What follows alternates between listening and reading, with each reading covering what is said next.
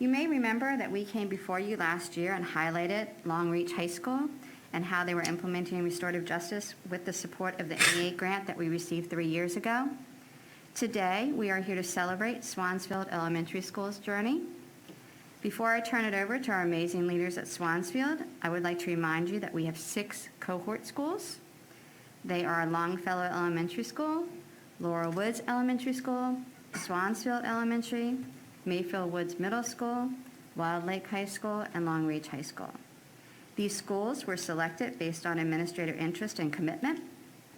And we have gone in depth previously about all the grant provides, but some highlights are a full-time liaison to the cohort schools, really important because I can't do it myself, professional learning opportunities, technical assistance, and partnerships both inside and outside of HCPSS. We are committed to continuing our work through at least school year 22-23, even though the grant will expire at the end of this year.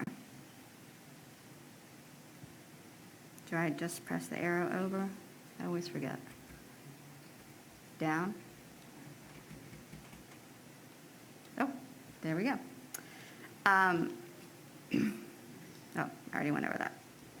There we go. I hope this slide reminds you of what you already know, that restorative justice is about building relationships.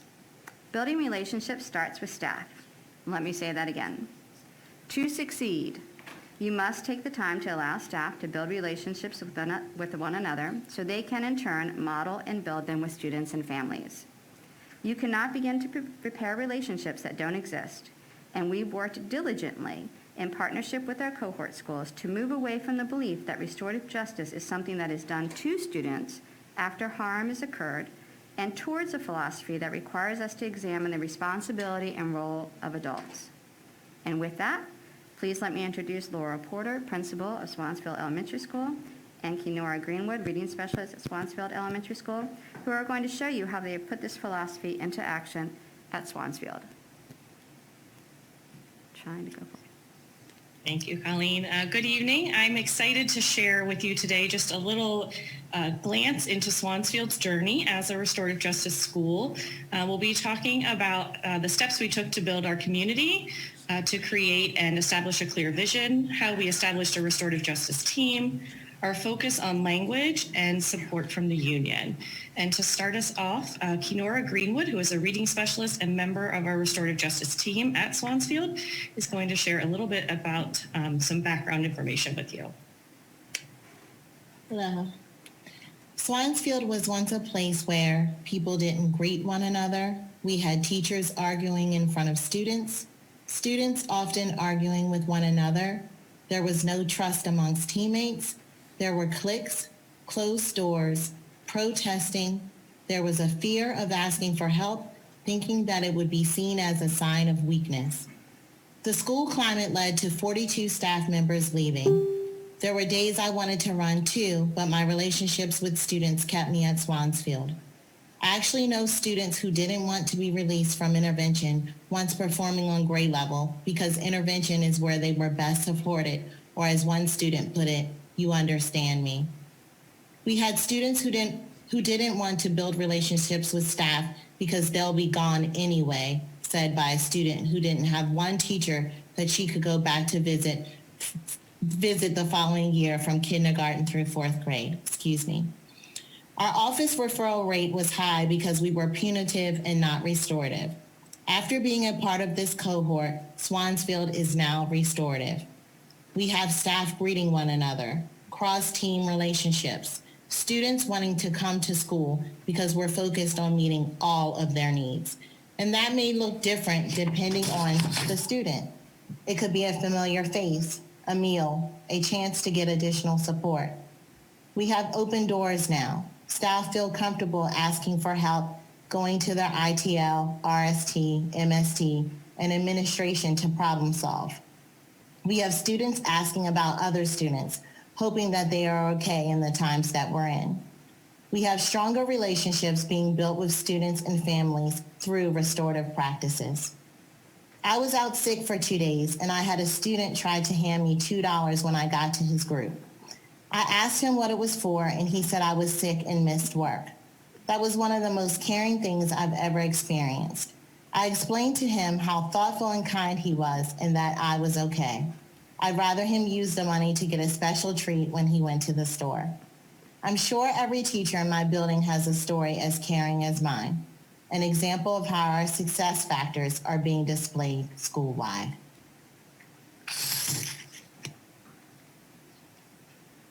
Next slide, Colleen. So as Keenora shared, obviously we had to start with relationship building and community building. We began with our building relationships between staff members. This was a focus during all of our staff meetings, and we provided opportunities for staff to develop relationships across grade levels and focus areas, so content areas. We also focus on staff and student relationships. So we started with always having a consistent time for community building in all of our classrooms across the school. And what this allowed us to do was to have all staff in our school participate.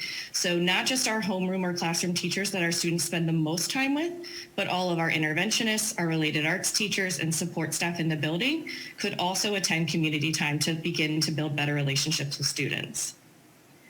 We also focused on staff and family relationships. So in our first year, we had a fabulous PTA where we spent all of our meetings, our general membership meetings, with time together with staff and families, focusing on developing our shared values and building those relationships. So we weren't talking about committee reports at that time. We weren't talking about upcoming events. That was all done separately, but our general membership meetings were really truly about building that community. And then we also focused on our student-to-student relationships. So increasing opportunities for students to build relationships within the classroom community, and then also looking at small group opportunities to target specific needs that we saw. Next, Colleen. So an important piece was also our clear vision and the support of the union. One thing that we consistently reminded our staff is that RJ is not a quick fix. It is a journey, and we need to always continue to remember that. If everyone is in it together, we will see the greatest impact. So that was really important. We couldn't, if we were all coming to a consensus that this is the way we're going to do something, we all had to be in it 100%. And then we always return to our data to support the why as well as our journey. So we look at our data, and that helps to give us the reason and the why behind why we need to do this work. And then also we use that data along the way to celebrate growth and identify new areas of need. We established an RJ team of dedicated staff to support the work. And this was also really important because this was, when we started, it was staff members who were committed to this work that wanted to lead the journey. So these were staff members that chose to be a part of this team. It was voluntary, and they really gave it their all. They met every single week. We had ongoing opportunities for staff to participate in office hours with Dewana Nicole from the Restorative Justice Partnership. And this was huge as well. So as we were beginning our journey, and like I said, we had to remind people it's not a quick fix. People started to have questions or question, is this working? I'm not seeing results fast enough. Dewana was always available, and so staff could schedule times with her, ask their questions, and that was ongoing. And then our HCEA leadership was always there to support us. So Colleen would come to our staff meetings and participate in our professional learning along with our staff, as well as the professional learning of the cohort schools. And then of course, through the grant, we had financial support, including that full-time liaison to support our work, as well as fund all of our professional learning. So this just gives you a brief glance at some of our professional learning. We started with an introduction to restorative justice, and it was really important that this was a full staff meeting, so all staff were participating in this training, and it was about explaining that restorative justice is really a philosophy, it is a process, and it's really about the culture within our building. And it does go well beyond community circles and a book study. And so we constantly reviewed what is restorative justice and why we are doing it. We had select staff attend 4-day Peace Circle trainings, and that's ongoing. And then as our staff became trained in Peace Circles, we also had our own staff as well as staff from the other cohorts and central office facilitate circles for our staff. And those circles for our staff were really pivotal because that was the moment that staff really realized that building relationships among each other was very helpful and was what was going to move us forward. And that's when they really understood the power of those relationships. And then that fed over into the power of relationships with students. We did a school-wide book study on the Little Book of Restorative Justice, and that included everyone in our staff. So our front office staff attended, our health room staff attended. It wasn't just our teaching staff, but we really were sure to include everyone that could attend during the school day. And then our focus for monthly staff meetings throughout the year was on RJ, especially that first year. Pretty much every single staff meeting was that focus. And then as we've continued through, it just is an ongoing focus. And then we had the opportunity to participate in additional trainings such as racism and adultism, restorative conversations, nonviolent communication, and community engagement in our role within the community at large.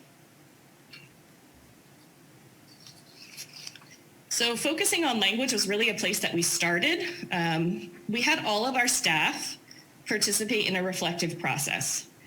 So this was actually probably one of our most powerful staff meetings. We had staff share examples with the restorative justice team of things that they had heard other staff members say or things that they had witnessed that were not restorative. And we shared those examples with our staff. And then the staff reflected on the impact of those words or actions that they had on others, whether it be students or other staff members. And then they worked to identify ways to support each other so that students to prevent these words and actions from happening again in the future. So as a result of this staff meeting, staff really began to speak up when they witnessed or heard something that was non-restorative. And that's an agreement that came out of that meeting, that that's something that we all needed to do. And so language continued to be a focus. And for example, this year we've moved on and now we're focusing on nonviolent communication, specifically using observable language that's non-judgmental. So an example of that might be in the past, a teacher may come to an administrator or may tell a parent, your child's, Kayla stole a pencil from this person's desk. And so that's really not observable language and it's judgmental and it's basically calling a student a thief. So we're labeling the student. Instead, we're working on very specific language. So it might be Kayla took a pencil from a classmate's desk on her way to math class. We don't know what Kayla's intention was. We don't know why Kayla did it. So we're focusing on the observable action because then that allows us to address what happened and figure out next steps. But we're not making a judgment about the student and calling them a thief.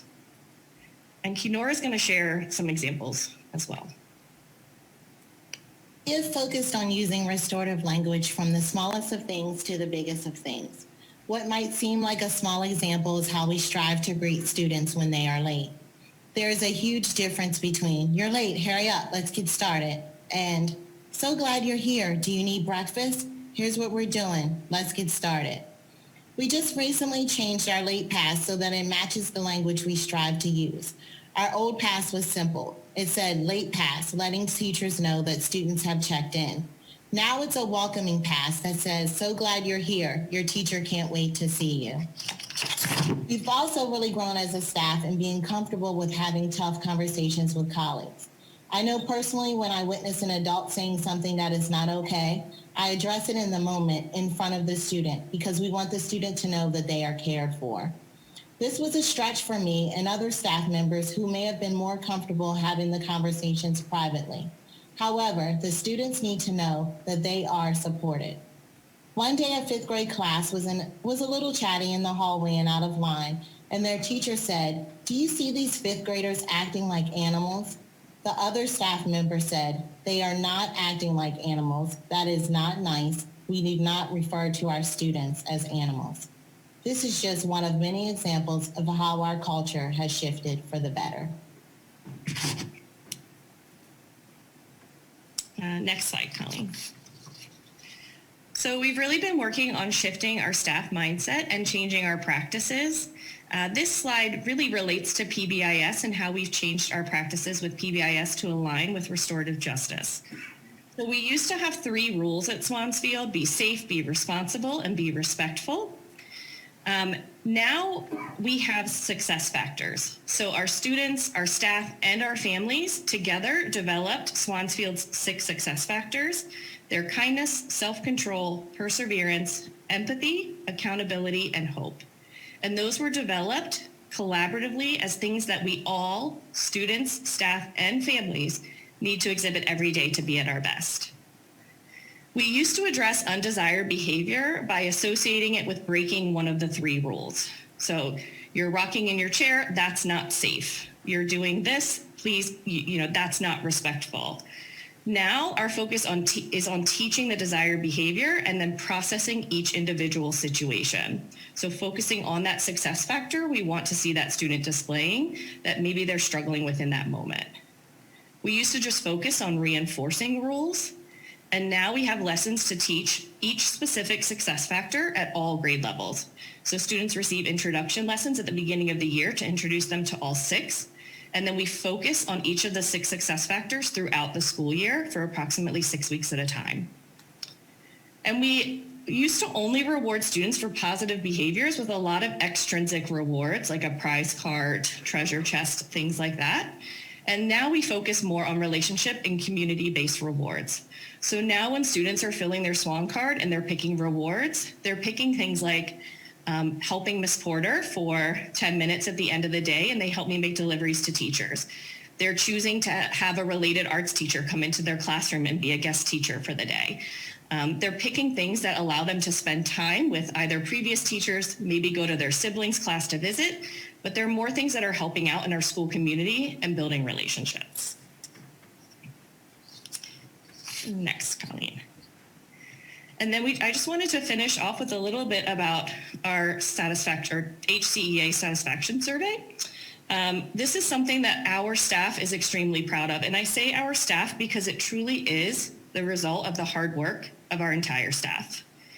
In 2016-17, the overall morale at the school was 14.3%. That's how many people said that they thought morale at the school was good. And last year we were at 91.7%. Teamwork among staff in our school, as you can imagine, listening to what Kenora had shared earlier, only 51% of people in 16-17 said there was good teamwork. And in 2021, it was up to 97.9%. And then the last one in my school, administrators or supervisors support me in enforcing discipline. You can see that growth there. And we don't put this one in here because it's really not just about administration. As a restorative justice school, conflict is always going to happen. Things are always going to happen. And it's about how we handle them and what we do. And so we have stopped being as punitive. And it used to be that staff would say, they don't have enough consequences. They need more consequences, and that would fix it. We have less office referrals and less suspensions now, but yet school staff feel more supported.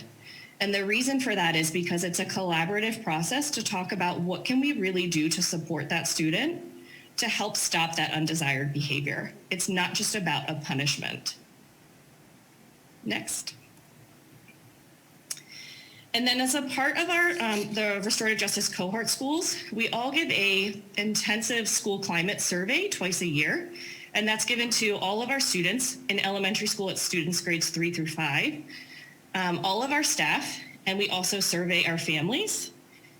And then we're provided with a very detailed report that identifies areas of strength and growth. So just as we're going to show you a few examples, anything that's labeled in that dark green is identified as we're kind of in that optimal performance. The light green is approaching optimal performance. Yellow is an area of opportunity to intensify focus. And red is really an area of concern. Next slide. So we just pulled out a few survey items. There are probably about 60 survey items, and we just pulled out a few.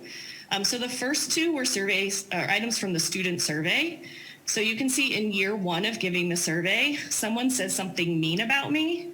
In year 1, that was in that area of concern. It was in the red. And now in year 4, we're approaching that optimal performance. So that goes along with our success factor of kindness. And then students trust adults in the school. Again, we were in yellow, so that area of opportunity to focus. And we're now in that light green of approaching optimal. And then 2 examples from staff. Faculty and staff are comfortable discussing difficult and controversial issues. Again, that was an area of concern for us in year 1, and now we are approaching. And then faculty and staff do a good job helping parents understand what social, emotional, and character skills their child needs to learn. Again, was an area of concern that staff said about themselves, and now are feeling more comfortable in approaching that optimal. And then for our families, too, that we just wanted to highlight, we're developing a student's character is just as important to teachers and staff as academic learning. So our families actually had said we were doing pretty well with that in the beginning and approaching, but we just continue to still make that a focus, and we're now in that optimal performance. And then the school involves students in making decisions about things that affect them. So in that year one, an area of focus, and now approaching that optimal performance. And I'm going to turn it back to Colleen. So I just have recommendations, but before I went, I didn't know if you wanted to say anything, give a round of applause to Swansfield. I mean, they really have done a great job. When I was president-elect, before I took over for Mr. Limley, I attended the protest outside of Swansfield. So Dr. Monterano wasn't here yet, so it's pretty amazing. Go ahead. I'd like to, if I may, Chair Attorney, say something real quickly. I am just so proud of you. Principal Porter, you do a great job. I stop by on a regular basis. I wave to all of your teachers as they're doing bus duty, and I'm just so proud of what's happening there, and the data on those survey results is amazing. I was going to put you on the spot, Ms. Greenwood, and ask you who is your favorite principal of all time, but I'm not going to do that to you. It's great to see you, and you do an amazing job with your enthusiasm every day. It's so wonderful to see you. Thank you. I met Laurel Porter at Restorative Justice Training, and she was, I think, brand new to being the principal at Swansfield. And I remember Swansfield back in 2016 and what was going on. And it's amazing what has happened at that school, and the culture, those numbers speak for themselves. That is just incredible. I'll be sharing that on my board page. So kudos to you, to the staff, to the student. Everybody has to buy into this. This isn't just the principal. This isn't just everybody, the students, and I would like to also thank HCEA for their grant that got this started, and continuing to partner